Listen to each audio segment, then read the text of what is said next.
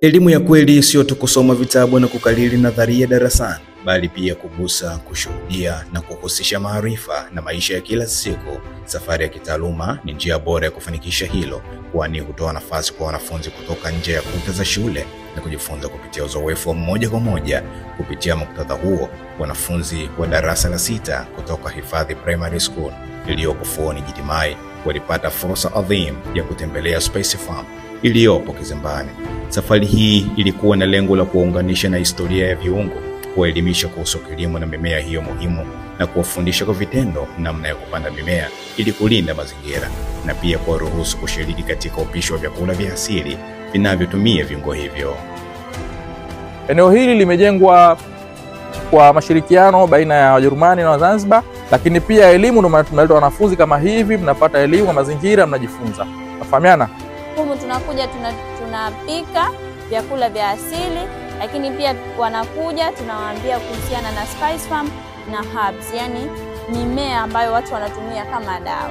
Sawa Kwa pamoja wanafunzi na walimu wao walianza kucheza michezo mbalimbali, yani hii ni zaidi ya extra curriculum, na baadaye walianza kuandaa mapishi ya asili, yani kupika vyakula vya asili kwa kutumia viungo vya asili vilivyokuwa vikipatikana katika shamba hilo la viungo lililopo Kizimbani.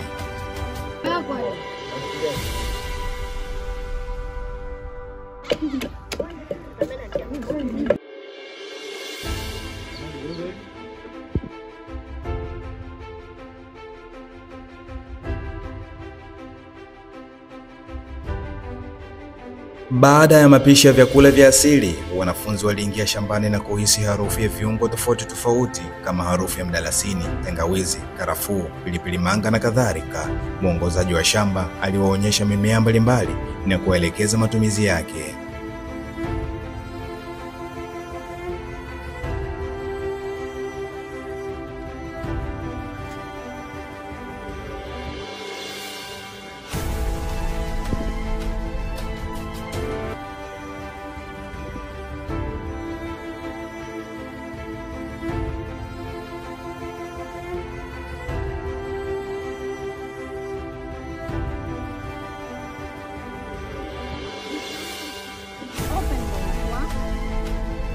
Safari hii ya kitaaluma ya wanafunzi wa darasa la 6 wa Hifadhi Primary School katika shamba la viungo imekuwa moja ya matukio muhimu katika safari yao ya kielimu. Wamejifunza kwamba elimu haiishii darasani pekee, bali inahusu kushuhudia, kushiriki na kuishi yale uliofundishwa darasani na walimu wako.